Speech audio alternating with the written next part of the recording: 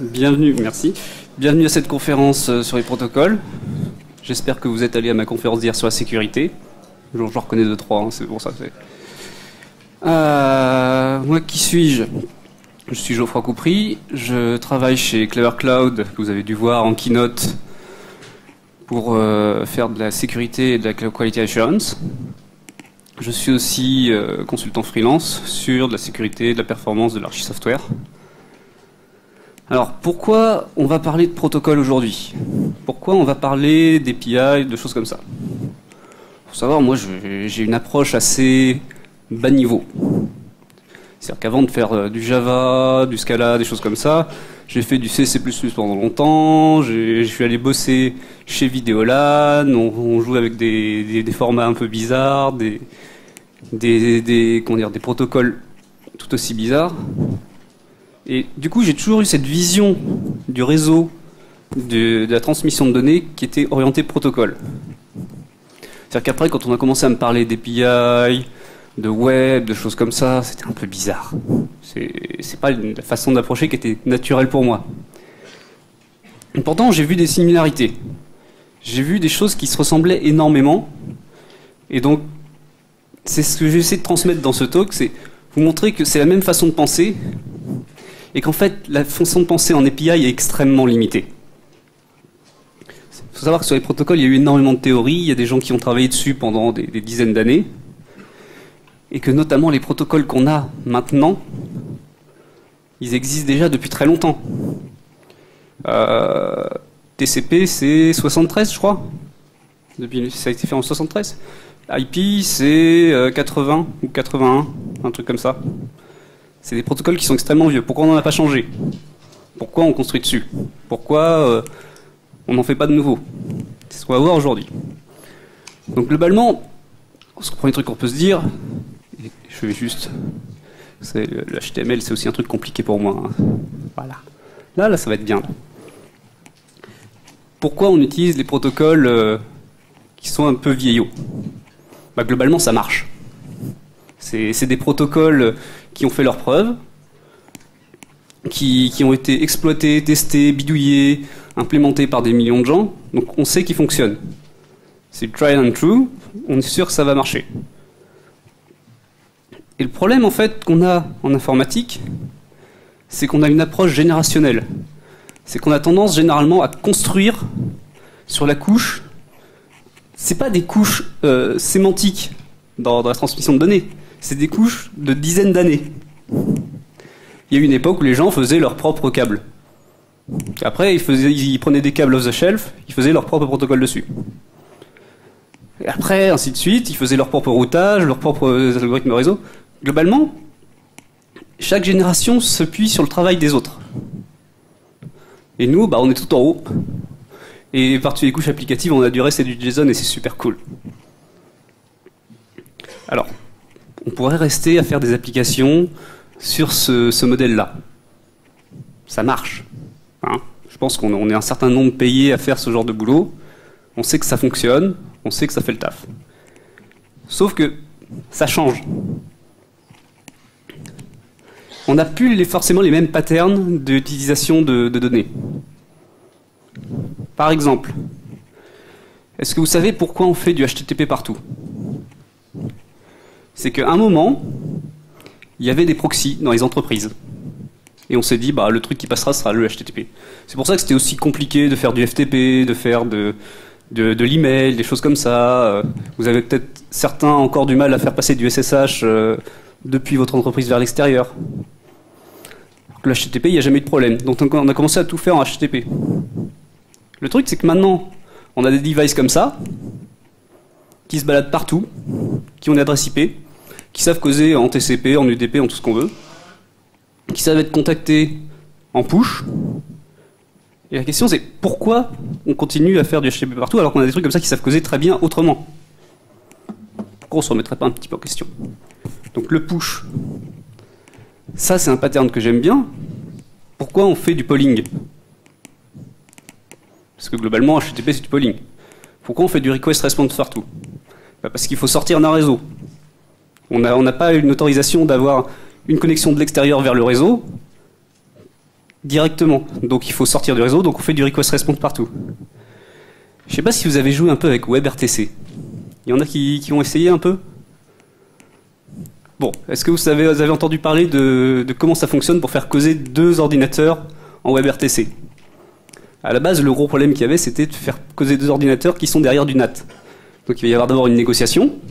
Ils vont dire chacun, alors je suis sur tel sous-réseau, j'ai telle adresse IP, et puis je peux causer avec tel port, l'autre sur tel autre sous-réseau. Et en fait, le problème, c'est que, comme ils sont tous derrière des NAT, ils ne peuvent pas ouvrir une connexion de l'un à l'autre directement.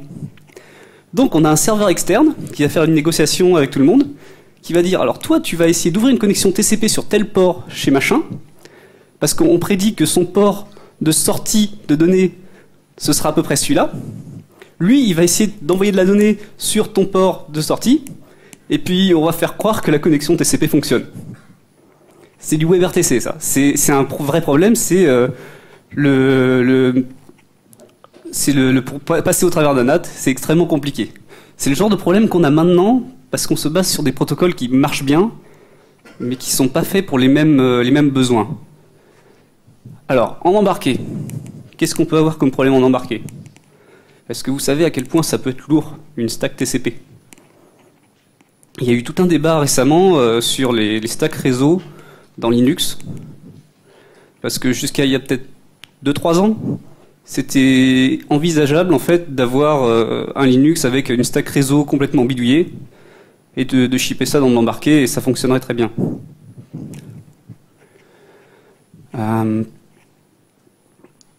Il y a des gens, par exemple, dans une université à Lille, qui font de la recherche sur les Mobile Ad Hoc Networks. Ils imaginent, par exemple, une série de petits drones qui veulent causer les uns aux autres sur un réseau Wi-Fi ou autre, et qui veulent échanger de la donnée. Et le problème, c'est que TCP n'est pas fait pour ça. TCP, c'est on va d'abord envoyer un paquet, on va regarder quelle taille de données on a, on va essayer d'augmenter la taille au fur et à mesure. Il y a plein de bidouilles qui ont été faites pour accommoder les réseaux d'il y a 20-30 ans, et qui maintenant sont extrêmement difficiles à utiliser. Je vous avez peut-être entendu parler des gens qui ont des records de transmission de données en TCP. C'est pas les mêmes stacks qu'on utilise partout en fait. C'est du TCP un peu bidouillé. Parce qu'il est pas fait pour ça. Un autre problème qu'on a, on transmet beaucoup plus de données. À votre avis, qu'est-ce qu'on peut utiliser dans la finance, dans du high frequency trading, dans du streaming de vidéos, en HD? Quel type de protocole on peut utiliser? Comment ça peut fonctionner? Quelles sont les méthodes qui marchent?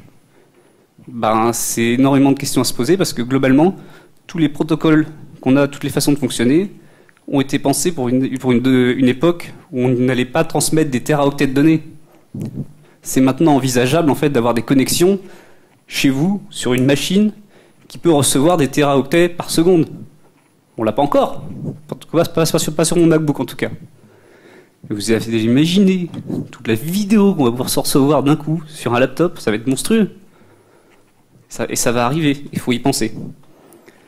Mais bon, on peut se dire, on peut bidouiller, passer, enfin les proxys, le mobile, etc., le push, l'embarqué, des stacks TCP, HTTP, tout ça, j'en ai vu, ça marche. Hein. Pourquoi on n'en ferait pas? Pourquoi on ne ferait pas du REST, du JSON, une API, du HTTP, des choses comme ça? Hein, finalement. C'est peut-être le genre de truc qu'on va continuer à faire parce qu'on sait le faire. Alors pourquoi on ne voudrait pas faire ce genre de choses? REST n'est pas fait pour faire du RPC. Si ceux qui ont lu le papier original du truc, c'est un système de gestion de ressources. On les lit, on les édite, on les upload, on les télécharge, ça. On accède des ressources distantes. Et nous, qu'est-ce qu'on a fait derrière en tant que développeur? On s'est dit, bon, c'est sympa, avant on faisait du SOAP et des trucs comme ça, mais c'était pas très très pratique. Donc on va essayer de rétrofit un RPC là-dessus, Remote Procedure Call, donc essayer de faire un comportement distant par-dessus de l'accès à des ressources. Alors, on a les API RESTful, on a plein de trucs comme ça, il y a eu plein de théories qui ont été montées sur le truc, mais globalement, à la base, c'est pas fait pour ça. Et puis on s'est dit qu'on va mettre du JSON, parce qu'avant on a été suffisamment embêté par le XML et ses schémas et sa validation, et puis c'était tellement lourd, c'était tellement inutilisable. J'avais par exemple dans un job précédent, l'OSDL, il me générait 25 000 lignes de C++. Sachant que je savais que la lib qui générait ça, elle était mal faite, que je pouvais pas trop la corriger parce que c'était un autre dev de la boîte qui la gérait, etc. Bon. Et donc je devais faire un gros grep dans le code pour aller corriger le code généré. J'étais content. Puis après on commit les 25 000 lignes directement. Enfin voilà, on fait une bonne pratique de dev.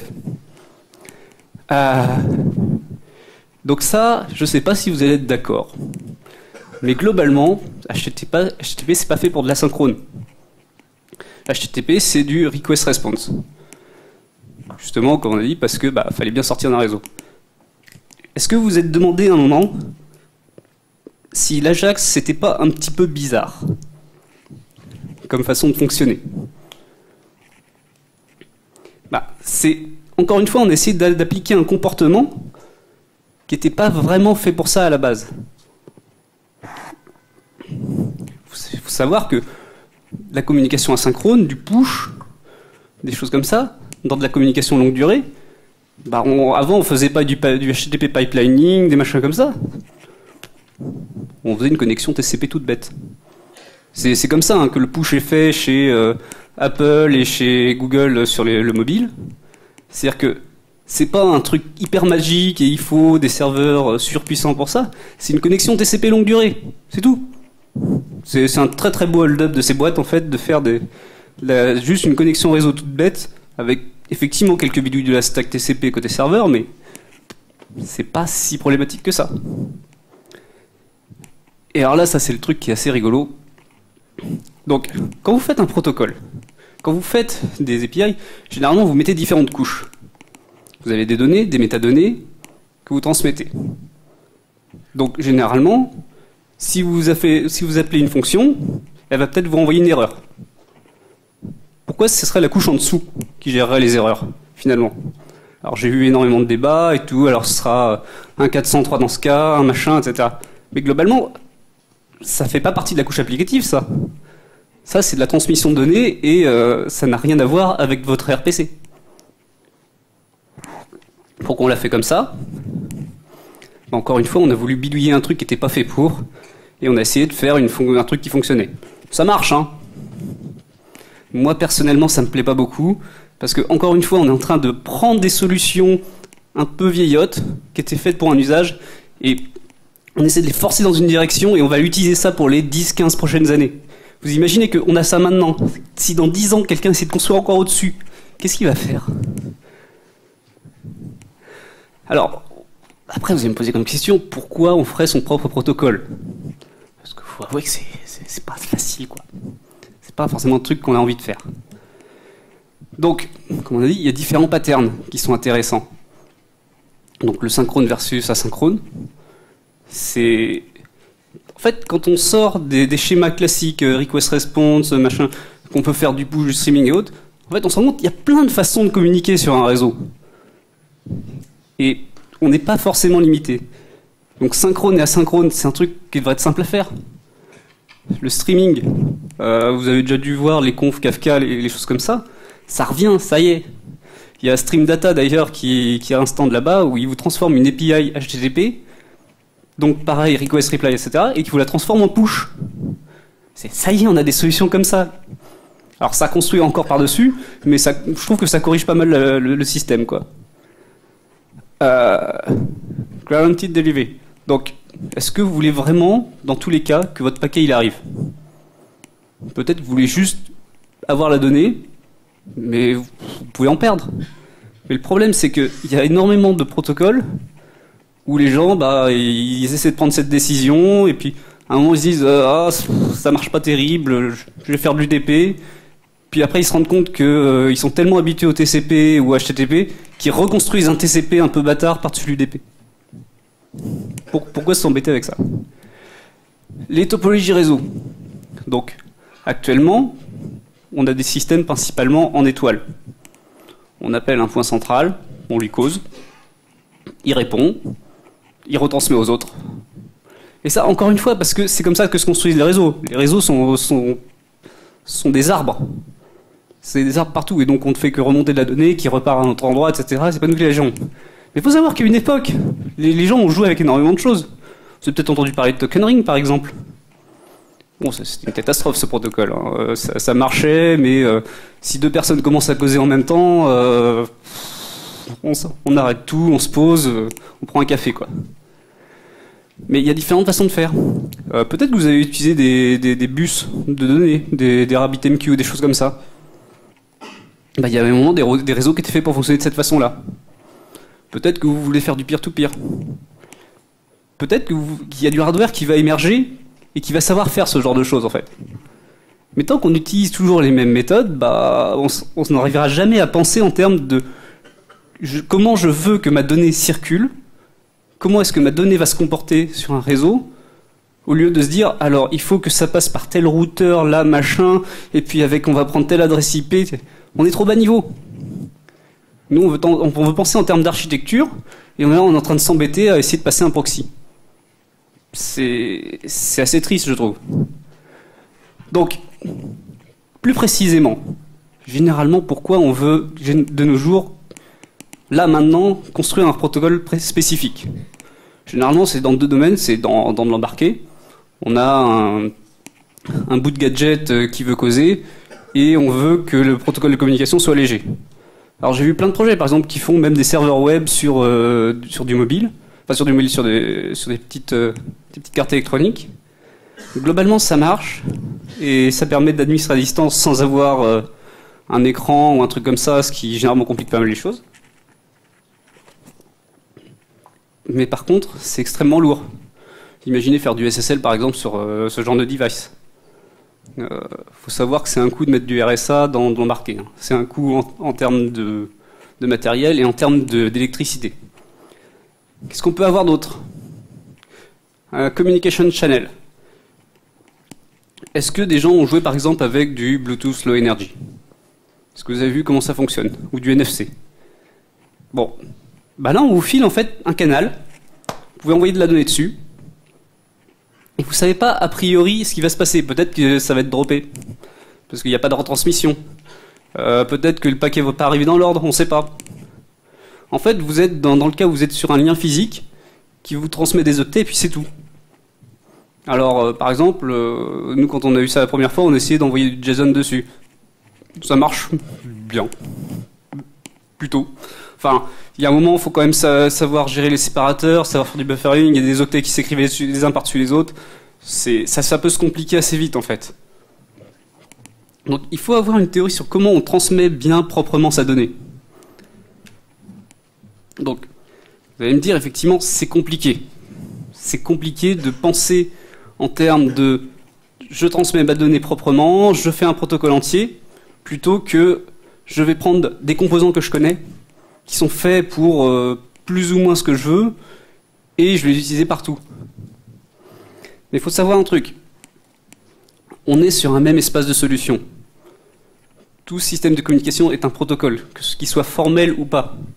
C'est pas parce que vous avez choisi du JSON et que vous n'avez pas de schéma qu'il n'y a pas de schéma, en fait. C'est juste que vous ne l'avez pas documenté. Donc, pourquoi spécifiquement décrire un protocole?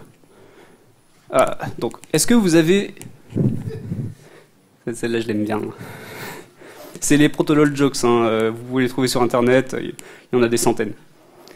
Donc, pourquoi vous voudriez décrire un protocole?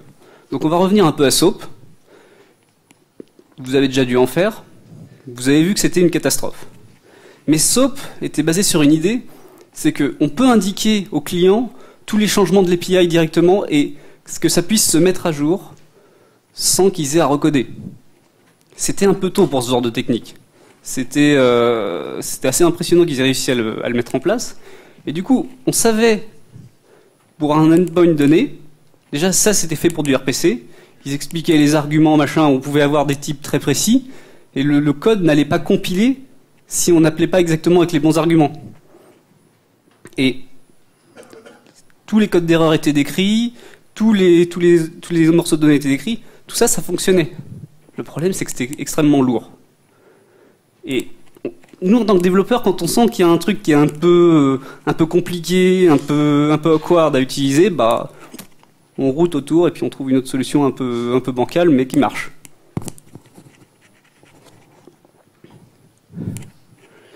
Mais globalement, c'est pas parce qu'il y a eu une ou deux approches, des Corba, des machins comme ça, qui ont été compliquées, que c'est une mauvaise idée. On manque de tooling, en fait. Pourquoi on veut décrire un protocole correctement? Parce qu'on veut être interopérable. On veut causer avec les gens. C'est pas je définis mon API et puis le reste du monde va voir comment on cause avec. Non, c'est un travail, c'est une interface. On est en train de communiquer, et la communication, ça se fait au moins à deux.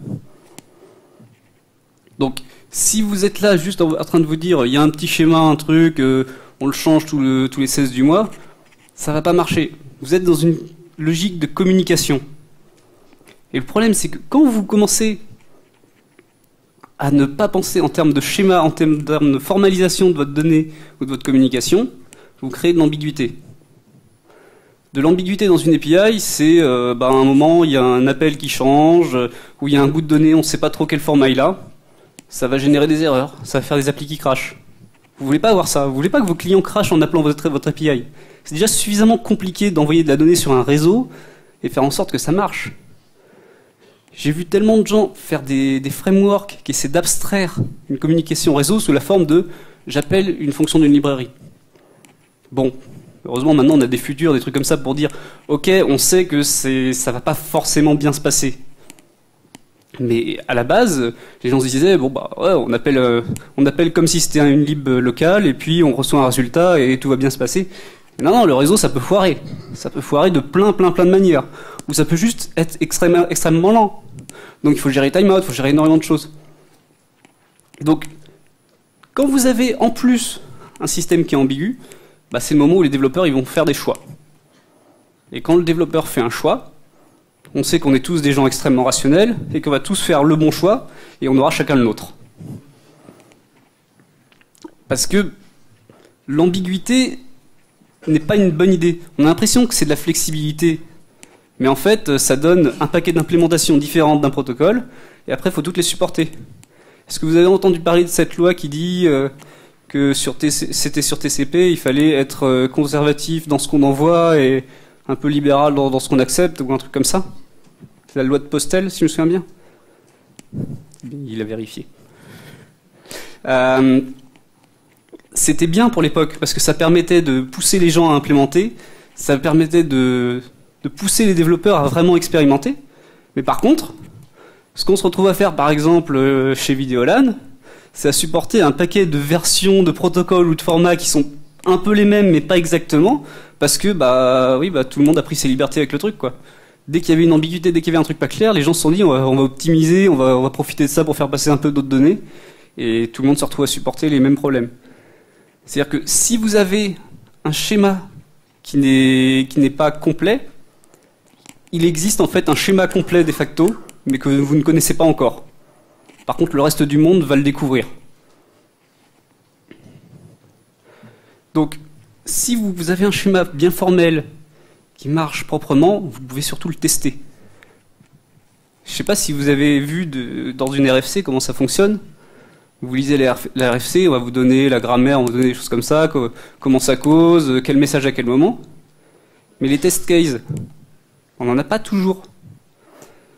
Si vous allez voir par contre des papiers de crypto, où on vous montre par exemple MD5 ou autre, là on a des test cases. On a des fichiers entiers où on dit alors tel bout de données ça donne tel hash, tel bout de données ça se chiffre comme ça, etc.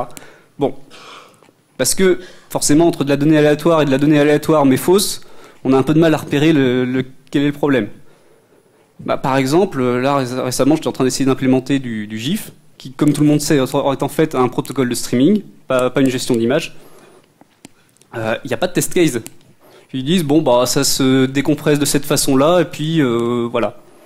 Et donc vous imaginez qu'à une époque où quelqu'un vous lâche un papier où il y a un schéma qui n'est pas très clair, avec un algo qui est moyennement clair aussi, les gens vont essayer d'implémenter comme ils veulent. Ils vont faire, je vais faire mon encodeur, mon décodeur, je vais faire mon client et mon serveur, et puis comme j'ai suivi la spec, ça marche. Sauf que dès que ça cause à quelqu'un d'autre, ça marche plus. Il vous faut de la clarté, il vous faut des test cases, il vous faut un truc qui permet de causer bien avec les gens. Mais donc, comment on définit proprement un protocole? Alors c'est là où on va faire un petit peu de théorie, parce que pour l'instant c'était facile. Un protocole, c'est deux éléments principaux. C'est d'abord une state machine. Donc, quand vous commencez à discuter avec quelqu'un, généralement vous dites bonjour, vous parlez un peu de la pluie, du beau temps, etc. Vous établissez un peu de métadonnées, un schéma de langage commun, et après vous communiquez. Puis à la fin vous dites au revoir. Bon, vous avez différents états dans votre communication. On a ça partout. Vous avez une API, vous allez peut-être avoir une partie authentification, puis une création de l'utilisateur. C'est-à-dire qu'il y a des bouts de l'API qui n'ont aucun sens à être appelés par un utilisateur tant qu'il n'a pas fait telle et telle étape. C'est-à-dire, est-ce que vous posez la question quand un utilisateur s'enregistre sur votre plateforme, il vient juste de s'enregistrer, ou il n'a même pas encore validé la confirmation qu'il reçoit par email. Qu'est-ce qui se passe si on appelle l'API sur le compte de cet utilisateur-là?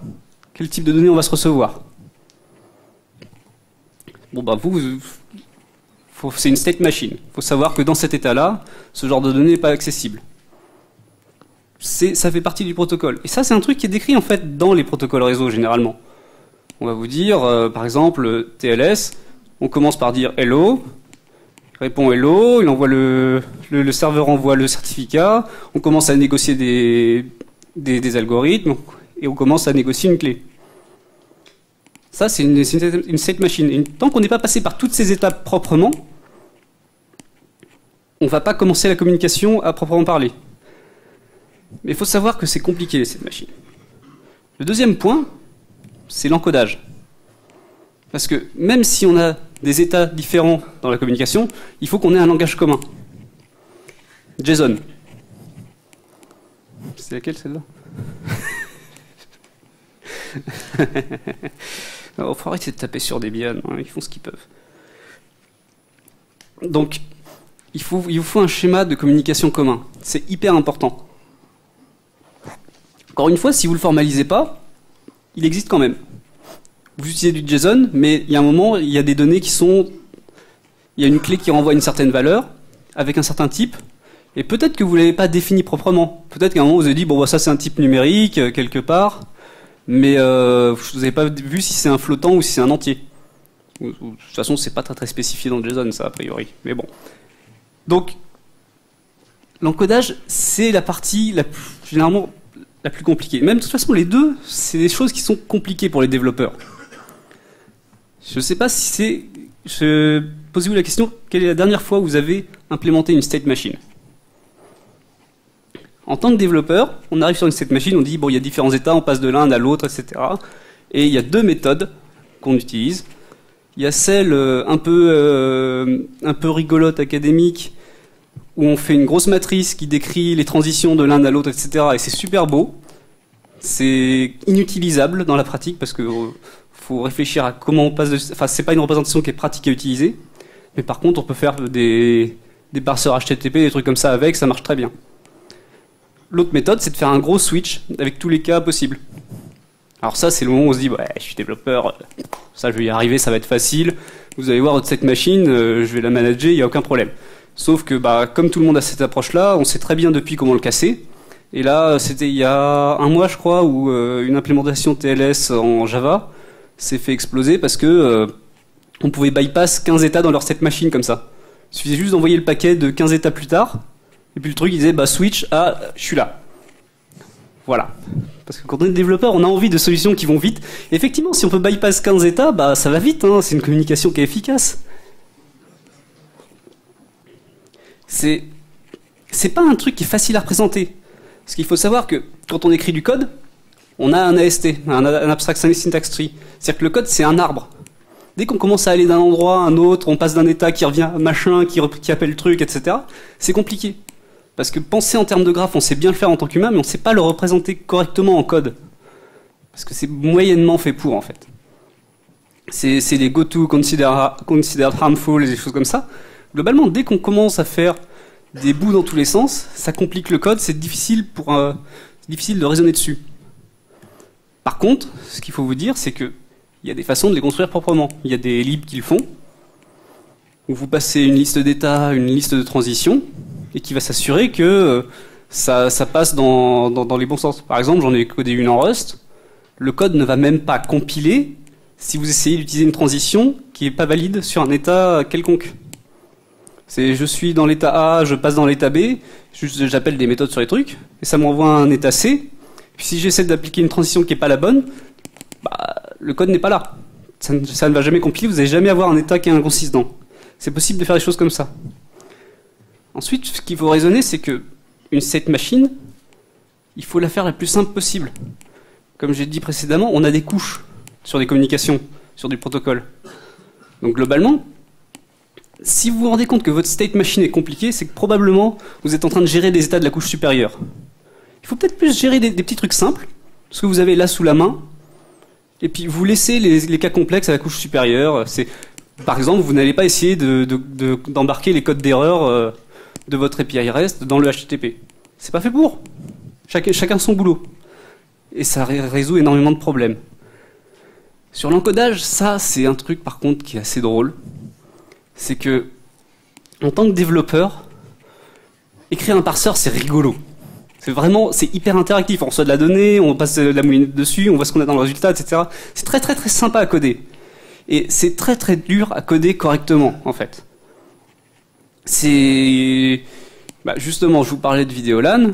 Vous imaginez la complexité de faire un logiciel qui doit gérer à peu près tous les formats vidéo, audio, réseau, etc. connus. Le tout sans faille. Bon, on n'a pas réussi. Soyons clairs, il y a des formats où il y a des failles qui sortent régulièrement. Parce que c'est pas simple, déjà, en C d'en écrire. Et que ces formats sont des fois un peu ambigus. C'est par exemple MP4, c'est pas un format qui est simple dans le fonctionnement. J'ai un cas très particulier d'un paquet, où on m'indique la longueur du paquet, et puis après il y a de la donnée dedans, et puis dans la donnée il y a d'abord un tag qui va me dire si le paquet fait 100 ou 112 octets. Mais le problème c'est que je la connais déjà la taille. Puis sauf que quand on écrit le parseur, on va peut-être faire l'erreur de se dire ok bon alors j'ai vérifié la taille, et donc là, maintenant, je vais lire 112 octets, même si j'en ai reçu que 99.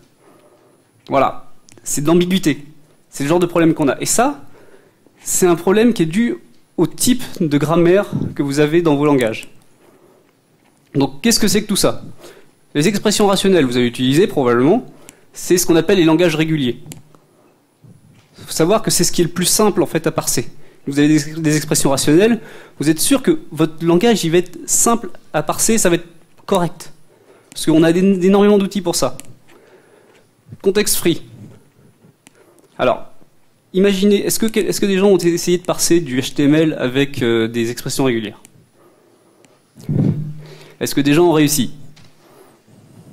Ça ne devait pas être des expressions régulières, ça devait être du contexte free dedans. Parce que globalement, une expression régulière n'est pas censée pouvoir passer sur du contexte free. Le contexte free, globalement, c'est une expression régulière avec une stack. Donc dès que vous avez de la récursivité, des choses comme ça, ce sera ce genre de langage. Globalement, ces deux trucs-là, ça, on sait construire des parseurs propres là-dedans. Parce que c'est facile de raisonner dessus d'un point de vue théorique.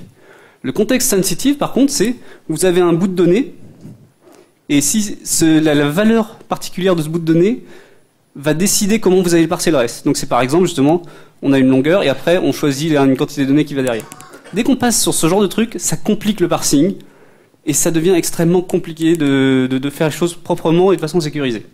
Et quand on passe au Recursively Enumerable, vous êtes quasiment sur un langage de programmation de votre système, en fait. Il faut savoir qu'il y a tout un pan de la recherche sur les langages qui s'appelle LangSec. Et donc, c'est sur cette idée des weird machines. C'est-à-dire que votre protocole de communication n'est pas un protocole, c'est un langage de programmation. Si on arrive à faire n'importe quoi à votre programme en lui envoyant des inputs, c'est une weird machine. On a trouvé un langage de programmation avec. C'est le principe d'un exploit en sécurité. Un shellcode, on a passé un truc dans un bout de vidéo, ça a exécuté du code dans VLC, bon, voilà. Ce qu'on veut, c'est des grammaires sur lesquelles on peut raisonner facilement. Des bouts de langage simples. On ne veut pas gérer arbitrairement de la donnée compliquée. Et pour ça, on va pas faire un langage à la main, un peu à l'arrache, sans format. On va pas faire un parseur codé en C tout de suite, et puis après on verra comment on y réfléchit. En fait, il y a énormément de théories sur le sujet, et par exemple, les grammaires, ça c'est une grammaire EBNF pour le langage Smalltalk. On voit pas grand chose, mais c'est à ça que ça ressemble. En fait, on décrit des façons de parser des éléments. C'est là, il y a tel type de caractère, là, il y a telle suite, et puis ça, tel token va contenir telle autre suite de tokens, etc. Ça, c'est simple à faire. Et à partir de là, en fait, on a deux approches pour traiter de la donnée. On a les générateurs de parseurs. Donc, assez connu dans le monde Java, on a Anteller, qui est une espèce de dépôt énorme de formats et de génération de parseurs. C'est-à-dire que vous pouvez, pour quasiment n'importe quel format maintenant, aller récupérer la grammaire, la passer dans Anteller et avoir votre parseur généré tout de suite et qui marche en Java. C'est un truc qui est énorme. Alors que le reste du monde est encore en train d'écrire du C, quoi. C'est un truc que je trouve délirant. Une autre méthode qui existe, c'est les parseurs combinators. Ça, c'est des bouts de code qui sont assez sympas. En fait, c'est des petites fonctions. Et par exemple, il y a une fonction qui dit, moi, si je reçois des caractères alphanumériques, je renvoie les caractères alphanumériques, je dis c'est OK. Sinon, je renvoie une erreur. Il y en a une autre qui dit, moi, je sais prendre 5 caractères. Voilà. Et bien ça, globalement, c'est juste du code. Mais quand vous allez l'écrire, ça va ressembler énormément à votre grammaire. Ça, c'est une façon super simple d'écrire des parseurs. Et là-dessus, Shameless Plug, j'en ai fait un en Rust aussi. Et ça poutre pas mal d'autres parseurs niveau performance. Parce qu'on peut faire du zéro copie, des trucs comme ça, et de façon complètement safe. C'est-à-dire qu'un parseur combinator, c'est compliqué à attaquer, parce que globalement, il ne fait que ce que la grammaire demande. Et les problèmes qu'on aura, c'est si la grammaire en soi est compliquée. Donc, à partir de là, on a des outils. On a cette idée de faire des state machines, on a cette idée de faire des parseurs corrects. Mais il n'y a pas que ça. Encore une fois, derrière, on fait du code, on fait une application, on communique. On a beau avoir un protocole, il faut quand même pouvoir l'utiliser.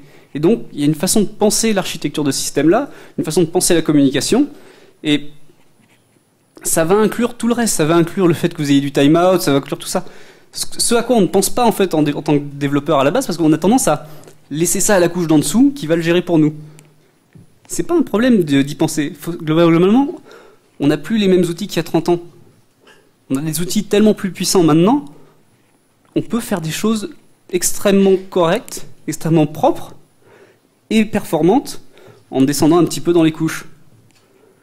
Par exemple, vous avez peut-être entendu parler des stacks TCP en userland. C'est un truc énorme qui arrive là dans le monde Linux en ce moment. C'est des gens qui se disent, bah ouais, le kernel, le problème c'est qu'il a des stacks réseau qui doivent gérer à peu près tous les formats qui existent. Et donc c'est des couches d'abstraction sur des couches d'abstraction sur des couches d'abstraction. Et à côté, il y a des gens qui écrivent des bouts de code qui vont dire au kernel, bon alors tu as ta carte réseau, tu drops ton driver, tout ça, tu me la files, tu me la mappes quelque part en mémoire et j'y cause directement. On sait faire des trucs comme ça maintenant. Et on a juste les bouts de code qu'on veut. C'est-à-dire qu'on a le bout de code pour causer une carte réseau et le bout de code pour faire du TCP, etc. Et il faut savoir que le code le plus sécurisé, c'est celui qu'on n'exécute pas. Si vous n'avez pas 50 millions de stacks réseau à gérer, bah ça se passe beaucoup mieux. Bon, faut un peu étudier votre stack à vous, parce qu'en userland, il y a moyen que ça se passe mal aussi. Mais au moins, ça se finira pas en exploit route, quoi. Donc, comment on pense l'architecture d'un protocole quand on va le développer? Comment on fonctionne avec une API? Une API, généralement, il y a un mapping direct vers une fonction. Et le moment où ça commence à être un petit peu branlant, c'est quand on veut faire du filtre, rajouter des couches par-dessus. Parce que c'est pas fait pour. Les frameworks qu'on a pour faire du web, ils sont là pour vous filer directement la donnée.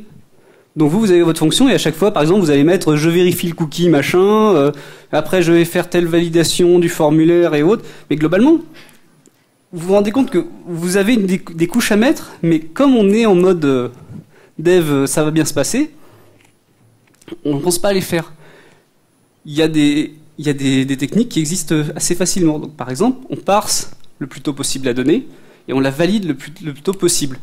Qu'est-ce qui se passe quand vous recevez du JSON, que vous parsez le JSON, donc vous obtenez un dictionnaire quelconque en mémoire, et que vous commencez à l'envoyer au reste de votre application?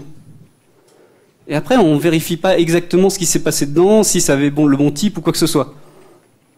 On a juste parsé du JSON, c'est bon, donc c'est du JSON valide, la donnée elle est bonne. Bah non. Il y a un cas très rigolo qui existe en PHP et à peu près dans tous les autres langages aussi d'ailleurs, c'est la désérialisation. C'est-à-dire si vous avez un truc qui vous permet de sérialiser arbitrairement de la donnée et dire alors j'ai un objet de telle classe avec tel champ qui fait ça, etc. Qu'est-ce qui se passe si quand on vous envoie de la donnée que vous la désérialisez, le truc il dit bon là en fait j'ai tel autre objet qui n'a rien à voir mais qui va pouvoir me permettre d'exécuter du code. Bah effectivement, le format de sérialisation il était correct. Par contre il n'a pas été validé. Et ça c'est un truc qui est extrêmement compliqué à faire si vous n'avez pas une archi qui vous le permet en fait. Il faut y penser très très tôt. Un autre problème que vous avez c'est le versionning. Ça c'est un problème qu'on a énormément dans les API. Parce qu'on commence à mettre une API et puis après on se dit qu'est-ce qui se passe si je change un format de données quelque part? Qu'est-ce qui se passe si j'ajoute ou que je retire un bout de méthode? Et on a entendu plein de trucs. Par exemple, il y a les API hypermédias, il y a toutes ces façons de fonctionner qui existent. C'est globalement, on est en train de patcher le truc parce qu'on se rend compte que c'est pas facile. C'est vraiment, vraiment pas facile de gérer le versionning. Et bah globalement, dans la théorie des protocoles, dans tout le travail qui a été fait, on a vu 3 méthodes qui marchent bien. Bah globalement, déjà, on met un numéro de version. Vous avez une donnée qui est stockée quelque part, vous mettez un numéro de version. Vous avez un paquet qui est transmis quelque part, vous avez un numéro de version. Comme ça, vous savez que si vous obtenez un numéro de version que vous ne savez pas gérer, vous rejetez le truc. Ou vous savez que vous devez envoyer un message à l'admin pour lui dire bon bah écoute, va falloir mettre à jour le code là. Une autre méthode qui marche bien, mais qui est compliquée, c'est la négociation. Ça, il y a eu des bugs là-dessus dans TLS par exemple, c'est on essaie de voir qui supporte quelle version du protocole et puis on trouve une version commune et ça va bien se passer. Sauf que bah, dans le cas d'un protocole de sécu, il y a quelqu'un qui va s'arranger pour faire descendre un protocole en dessous qui est un peu moins sécurisé. Mais l'avantage d'un truc comme ça, c'est que vous pouvez avoir plusieurs versions de vos protocoles qui se baladent dans la nature, il n'y a aucun problème. Ça, c'est une façon de fonctionner qui marche. Et le problème, c'est que réfléchissez, quand on fait une API, est-ce qu'on pense à ça au début? C'est non, il va y avoir une nouvelle version de l'API et puis les gens vont se démerder. Vous avez vu le fiasco de la Twitter API, par exemple, entre la V1 et la V2? Il y a des libs entières qui ont arrêté d'exister. Parce que le développeur est arrivé devant, il a vu tous les hacks qu'il avait voulu faire pour la version 1, et puis bah, il avait la flemme de les faire pour la version 2. Troisième méthode qui existe et qui marche plutôt bien, c'est les dépôts de schéma. Vous recevez la donnée, ça indique le schéma, vous savez le parser dans le format que vous voulez. Ah, ça ressemble à du SOAP. Bah oui, mais ça fonctionne. Et par exemple, ça se fait avec du Avro. C'est des choses qui marchent. C'est pas parce que quelqu'un l'a fait à un moment et que c'était un peu compliqué que c'est une mauvaise idée de gérer des schémas. Qu'est-ce qu'on a d'autre? On a la gestion d'erreurs. Comment vous gérez vos erreurs dans une API, dans du RPC? Peut-être que ce que vous voulez, c'est pas juste dire il y a une erreur, c'est il y a autre chose, le cas est peut-être pas le bon, etc. Et c'est pas juste un code d'erreur HTTP qui va vous aider.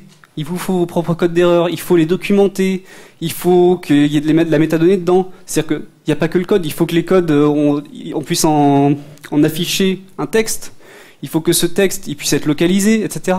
C'est un vrai travail là-dessus. Une API, ça se pense comme un protocole sur ce genre de système-là. Comment on gère l'authentification? Ça, c'est pas très très simple à la base, mais globalement, encore une fois, on est sur des protocoles de communication, on fait des couches. On a une couche authentification, on a une couche données, on a une couche application, on n'est pas limité. Quand on commence à penser en termes de couches et de protocoles, ça se passe beaucoup mieux en fait. Qu'est-ce qu'on a encore d'intéressant? Protocole texte versus binaire. Donc ça, c'est quand vous faites un format. Il y a eu d'énormes débats là-dessus, et notamment, on aime bien les formats texte, parce qu'un format texte, en fait, on peut le lire. Et donc, si on peut le lire, on peut le modifier. Et du coup, si on peut le lire, le modifier, ça va être du ASCII partout, et puis on va pas penser aux gens qui ont d'autres langages, d'autres types de caractères, on va pas penser aux caractères de séparation, et en fait, on va avoir des grammaires qui vont être compliquées. Mais globalement, ça marche bien. Et le binaire, là, les gens ont râlé, par exemple, parce que HTTP2 va être en binaire. C'est pas forcément une mauvaise idée non plus. Ce qu'il faut savoir, c'est que c'est juste deux façons de fonctionner. Ce qui est différent, c'est l'outillage. En texte, on a des éditeurs de texte, donc on pense qu'on a un bon outillage et on sait l'utiliser. En binaire, on a des outils beaucoup plus puissants, mais ils sont juste un petit peu plus compliqués. Par contre, on peut faire des trucs beaucoup plus précis en binaire.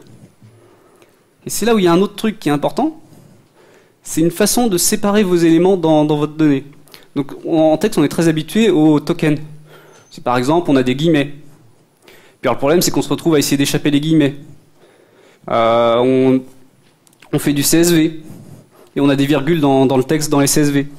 Le gros problème qu'on a, en fait, c'est que quand on fait une séparation par token, il faut que la donnée qu'on embarque n'ait pas ce token-là dans son langage. C'est le même genre de problème qu'on a quand on essaie de faire une coloration syntaxique du SQL dans un éditeur Java. Bah, c'est pas simple à la base, parce qu'on n'est pas sûr que ça fait partie du langage. Les len fields, c'est une autre façon de séparer vos données. Vous indiquez une longueur, vous avez la donnée derrière. Le problème, c'est que là, on passe en grammaire context sensitive. Donc, a priori, ça vous complique énormément votre code. Sauf que c'est juste localisé.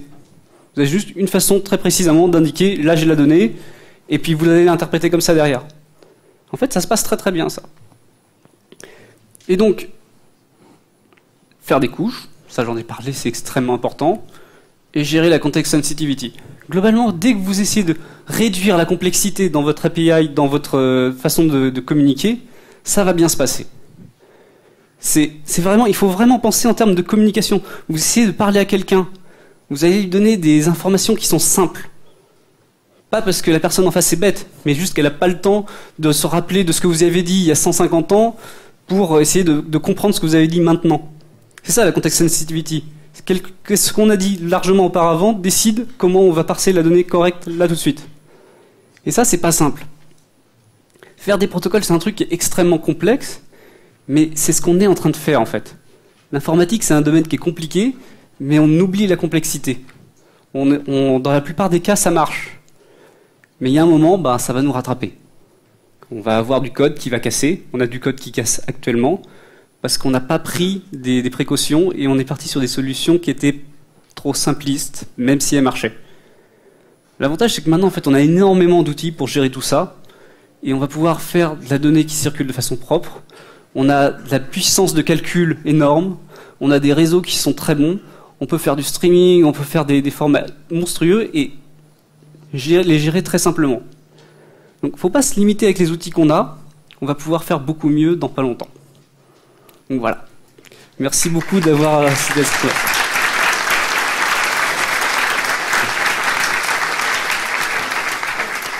Est-ce qu'il y a des questions ?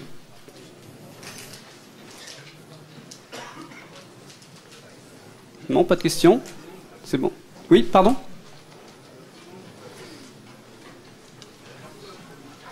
Alors, oui, la question c'est comment est-ce qu'on passe les pare-feux actuellement ? Bah, globalement, actuellement, c'est compliqué. Mais il faut savoir qu'un pare-feu, ça n'arrête pas grand-chose au final. Le pare-feu, ça servait principalement à protéger des softs qui n'étaient pas sûrs. C'est le moment, par exemple, où vous pouvez avoir des exploits root dans la stack TCP. On envoie un paquet, puis pouf, on a accès à la machine directement. C'est moins intéressant en fait de nos jours. Le pare-feu, il est là principalement pour arrêter du trafic, pas pour arrêter un protocole particulier.